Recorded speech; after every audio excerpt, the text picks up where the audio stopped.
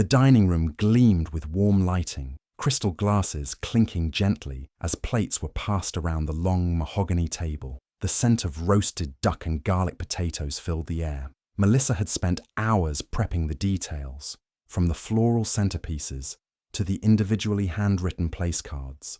But no one acknowledged her effort, not even Eric. At the head of the table, Eric Dalton, sharp suit, whiskey in hand, held court with ease.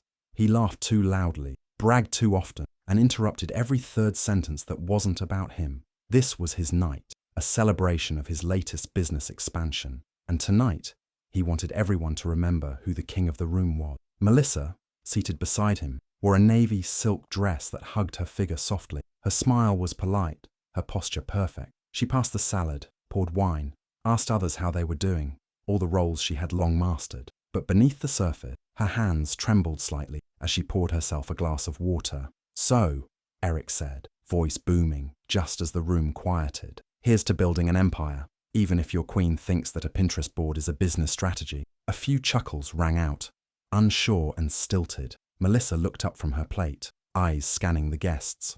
No one met her gaze. But Eric wasn't done. He leaned back with a smirk and added, "Seriously though, let's all thank Melissa for looking good and staying quiet. Honestly, that's her best contribution tonight." This time, the laughter was louder. His brother chortled. His mother smiled behind her wineglass.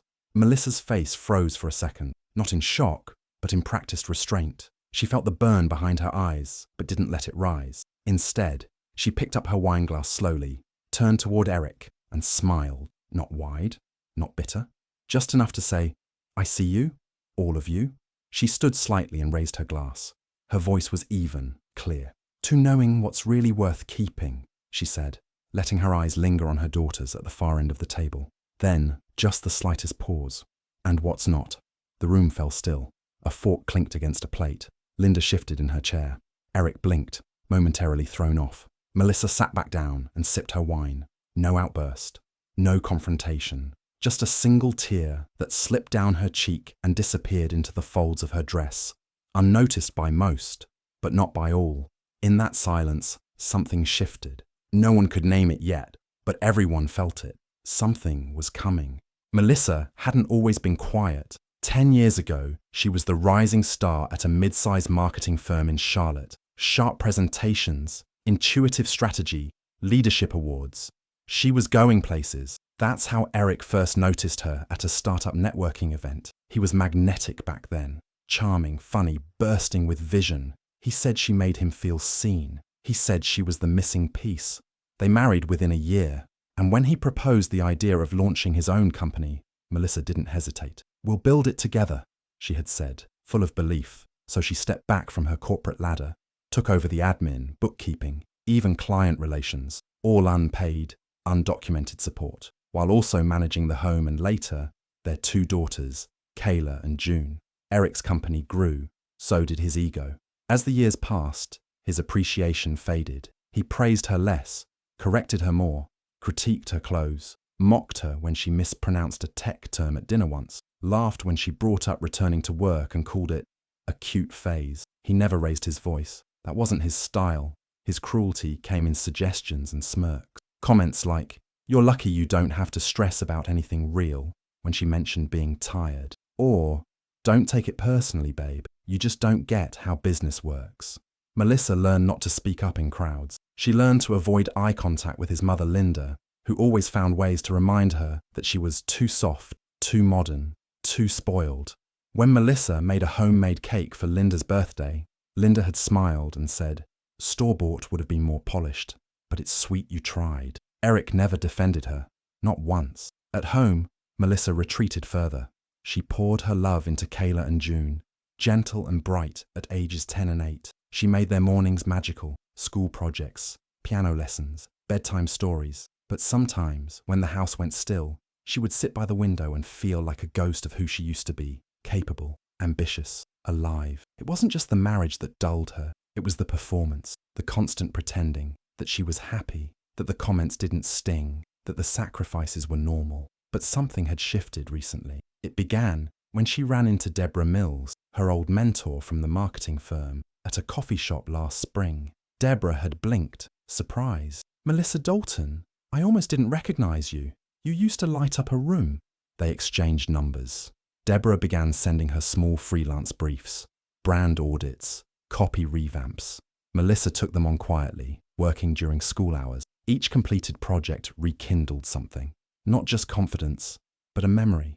"I used to matter in rooms." Then there were her daughters. Kayla, precocious and watchful, had started asking questions. "Why doesn't Daddy say sorry when he hurts your feelings?" Or, "Why do you always smile when he laughs at you?" Those questions pierced her deeper than any insult. She'd started journaling again, long, unsent letters, notes to herself, reflections like, "Silence is not peace, endurance is not love." Words she wished someone had said to her mother, who tolerated the same kind of elegant diminishment for decades.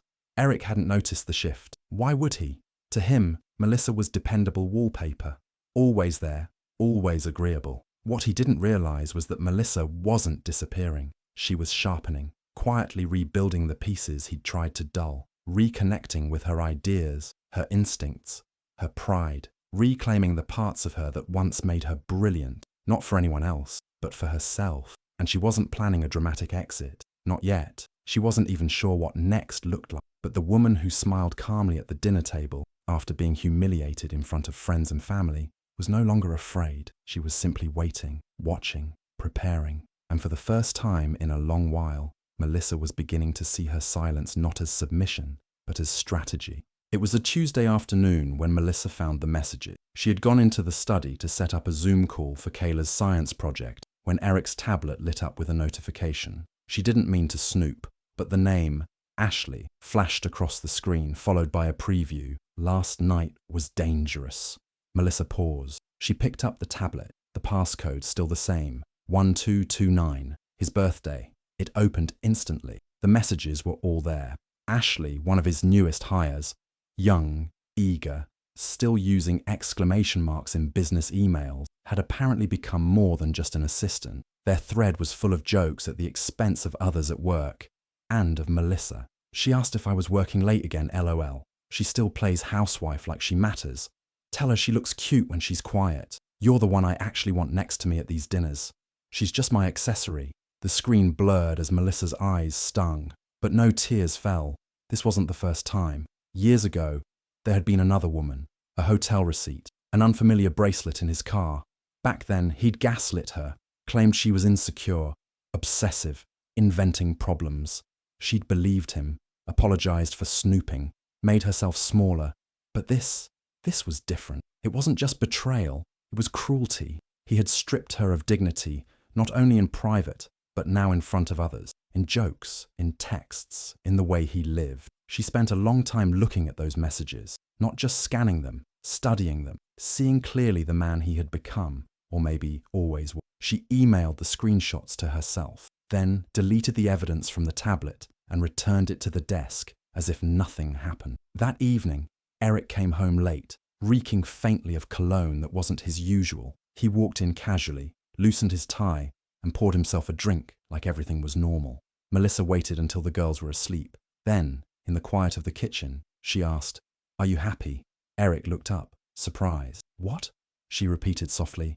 "Are you happy, Eric?" He scoffed. "Oh boy, what is this? Another midweek crisis." Her gaze didn't waver, numbered just a question. He chuckled dryly. "Don't start with the drama, Melissa. You're lucky I kept you around this long." She nodded once, slowly, and then walked away. She didn't cry that night. She opened her laptop, created a new folder labeled Exit Plan. In it, she saved the screenshots, drafted an email to Deborah, asking if she could take on more freelance projects. Then she began searching for family lawyers. Discreetly, methodically, she cleared browser history, used incognito mode, took notes in a locked app. She also sent a text to her old therapist, Sandra. "Are you still accepting clients? I think I'm ready to talk again." Melissa didn't rage. She didn't throw things. She didn't scream, because rage had no place here anymore. This wasn't about punishing Eric. It was about reclaiming herself. She looked at the reflection in the mirror before bed that night. She studied her own face, not to find flaws, but to recognize who she was becoming. There was strength now, stillness, resolve. No storm was coming. She was the storm, And this time, she wouldn't be dismissed. Melissa moved like a shadow through her own life. Each morning, she made breakfast for the girls as usual. Pancakes on Mondays, cereal on rushed Fridays. She kissed their foreheads, packed lunches, smiled when needed. But behind her eyes, plans were forming like storm clouds. She opened a new bank account in her maiden name at a different institution, one that didn't send paper statements. Into it, she quietly funneled her freelance earnings, a few $100s here, 1,000 there, just enough not to raise questions, but enough to build a runway. She returned to her home office that weekend and began sorting through old filing cabinets, marriage certificates, tax returns, business filings from Eric's various LLCs. She photocopied them all. Each document went into a secure flash drive she kept taped beneath her car's spare tire, far from the house. That's where she found something odd. Documents she didn't remember signing, real estate investment forms, personal loan guarantees, even a second mortgage on a property she had never seen. Her name, her signature, appeared on several lines, but she hadn't signed them. Melissa brought the documents to her mentor, Caroline, a woman who once mentored her during her marketing career and now worked in risk compliance. Caroline squinted at the forms. "This is forgery, Mel." Melissa's stomach clenched. "So, he's been moving money in my name, with marital assets, without disclosure. That's fraud. You have a legal case here. And leverage." Melissa nodded slowly, the air sharp in her lungs. Meanwhile, her friendship with Gina deepened. They met twice a week, under the guise of yoga or coffee. Gina had been through her own brutal divorce and knew the terrain. "You can't fight fire with fire," Gina said one afternoon. "You fight it with facts, with preparation. You're doing this the right way. Quiet strength wins." They sat in Gina's backyard while their daughters played inside. Melissa looked lighter, not happy, not yet, but no longer carrying everything alone. Even her daughters sensed the change. "Mom, you wear lipstick now," Kayla said one morning, amused. "And heels," little Riley added. Melissa smiled, tucking a stray curl behind Riley's ear. "Sometimes it's fun to remember who you were before everyone told you who to be." Her wardrobe changed gradually, from loose sweaters and old jeans to tailored blouses, structured coats. She started walking differently, straight, more deliberate. She spoke less, but when she did, it landed. Eric noticed. One night, he stared at her as she got ready for a networking mixer. She wore a simple black dress and gold earrings. Nothing dramatic, but she radiated something unshakable. "Who are you trying to impress?" he asked, half laughing, half threatening. She turned, lipstick in hand, calm, cool. "Myself," she said. "That used to be enough for you, remember?" He blinked, thrown off. She left without another word. But suspicion crept into Eric's world like a leak in a luxury car. He started checking bank accounts, looking at her phone bill. Once, he asked if she'd been talking to Gina too much. Melissa didn't flinch. "Are you worried I'm learning too much about myself?" He didn't answer. A week later, Linda, Eric's mother, came over unannounced. Melissa was in the kitchen, helping Riley with a school craft project. Linda wasted no time. "You've changed," she said, standing with her arms folded, and not in a good way. Melissa looked up. Linda continued. "Eric tells me you've been distant, that you're dressing like someone who doesn't respect her role as a wife. You used to be so humble, so supportive. Now it's like you think you're better than the rest of us." Melissa let her finish. She wiped glue from Riley's fingers, then stood. "Maybe the problem," Melissa said softly, "is that I stopped trying to be small enough for all of you." Linda bristled. "Excuse me?" Melissa stepped forward, voice calm. "For years, I've made myself quieter, softer, easier. I let your son mock me in public, undermine me in private. I tried to make this home safe for everyone but myself. And now that I've stopped, you call it ungrateful." Linda's mouth opened, but nothing came out. Melissa walked to the sink and poured a glass of water. She handed it to Riley and kissed her forehead. "Dinner's in an hour," she said. "You're welcome to stay, but I won't make myself small for your comfort anymore." Linda didn't stay. Melissa stood in the kitchen alone afterward, hands steady. She wasn't afraid anymore. The fear had been replaced by something clearer, colder, a kind of truth that didn't require explanation. The house hadn't changed, but she had. The evening unfolded almost identically to the one weeks before. Same ambient lighting, same catered dishes, same curated playlist, humming softly in the background. Guests trickled into the Dalton home dressed in polite smiles and designer outfits, sipping wine and complimenting Eric on his latest project, a new real estate complex downtown. Eric stood near the kitchen island, drink in hand, basking in the subtle glow of admiration. He looked around, checking his watch. Melissa was late. A flicker of annoyance crossed his face, but he masked it quickly when a colleague approached. The front door finally opened. Heads turned. Melissa walked in. Not rushed, not apologetic, just radiant. She wore a deep emerald gown, sharp at the shoulders and soft at the waist. Her hair was swept back, her expression composed, and most notably, her left hand was bare. No ring. Eric's jaw tightened. "Melissa," he called, half laughing, trying to regain control. "We thought you changed your mind about showing up." She gave him a cool nod, then turned to the room. "I won't take much of your time," she said, her voice carrying a calm weight. "But there are things that deserve to be said. Tonight, in front of everyone who matters to you." Conversations died. Forks clinked onto plates. All eyes slowly turned. Melissa held a thick legal envelope in one hand. Her posture was perfect, her eyes dry and sharp. "For years I kept quiet. I told myself it was for the kids, for peace, for appearances. But silence can only cover so much rot before it starts to smell." Eric's face dropped. "Melissa, I'm speaking," she said gently, but firmly. He went quiet. "I've filed for divorce," she said, placing the envelope on the table in front of him.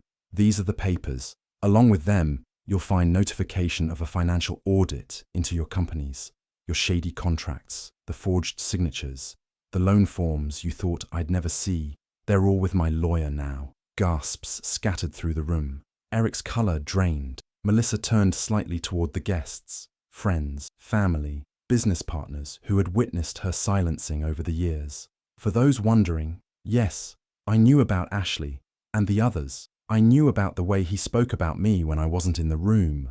But what broke me wasn't the infidelity. It was realizing I'd become invisible in my own life." Eric's mother opened her mouth to interject, but Melissa's gaze met hers squarely.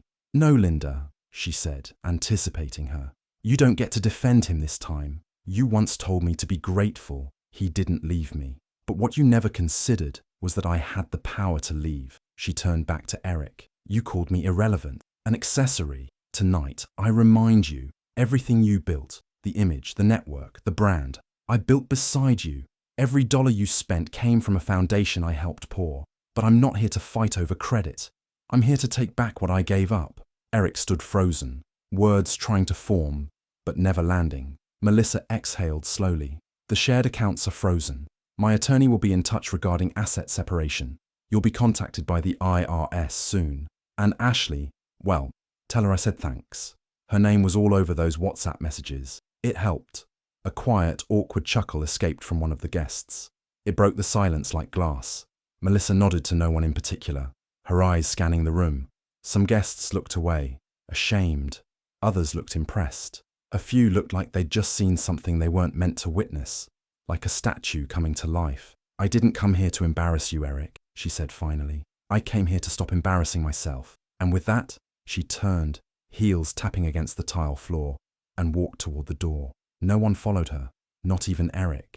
In the weeks that followed, Eric scrambled to contain the fallout. He reached out to mutual friends, spun stories about Melissa being unstable, bitter, vengeful. But the silence from those friends was louder than any defense. People had seen what happened at dinner. The control, the humiliation, the truth spoken plainly. His charm was wearing thin. His business partners began asking quiet questions. His investors pulled back. Meanwhile, Melissa didn't look back. With the guidance of her razor-sharp lawyer Cynthia Bloom, her case against Eric unfolded with clinical precision. Cynthia uncovered not just one, but multiple instances of asset misappropriation. Eric had used Melissa's name, signature, and even her old financial records to co-sign investment loans without her knowledge. Some of those investments were now under federal scrutiny. Melissa filed formal claims of spousal misappropriation. She wasn't just walking away, she was reclaiming what was hers, with quiet dignity and airtight documentation. Then one morning, she and her daughters packed their things. No drama, no tears, They moved into a small craftsman home on a quiet street across town. Nothing lavish, but cozy, sunlit, and entirely hers. The walls didn't echo Eric's voice. The girls painted their own rooms. Melissa set up her new desk by a large bay window where the light hit just right in the mornings. She launched her own consulting firm in partnership with Gina, something lean, honest, and human-focused. Word spread fast. Clients who had admired her from afar, remembering her brilliance before she vanished behind Eric's shadow, began reaching out. Melissa's days changed. She made breakfast without panic, worked without guilt, walked barefoot across her wooden floors late at night, sipping tea and smiling at the silence, the kind that comes from peace, not fear. She wasn't bitter, just free. Her daughters noticed it before anyone else. "You laugh more, Mum," her youngest said one night while they were folding laundry. "It's nice."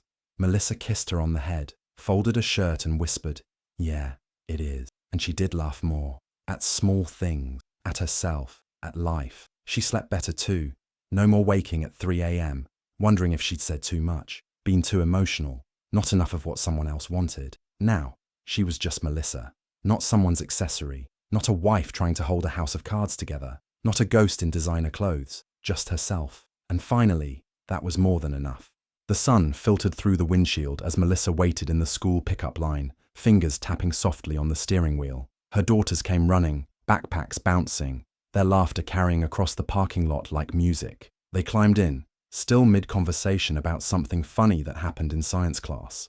As the car pulled away, the older one leaned forward from the back seat and asked, "Mum, are you happy now?" Melissa didn't answer right away. She looked out the window as they passed a line of blooming jacarandas, soft purple petals floating through the air like quiet confetti. The sunlight caught her face, warm and golden. She smiled, not the practiced, careful smile she used to wear. This one came from somewhere deeper. "I'm not just happy," she said gently. "I'm finally me again." They drove in silence for a moment, the kind that feels full, not empty. As she reached a red light, her phone buzzed.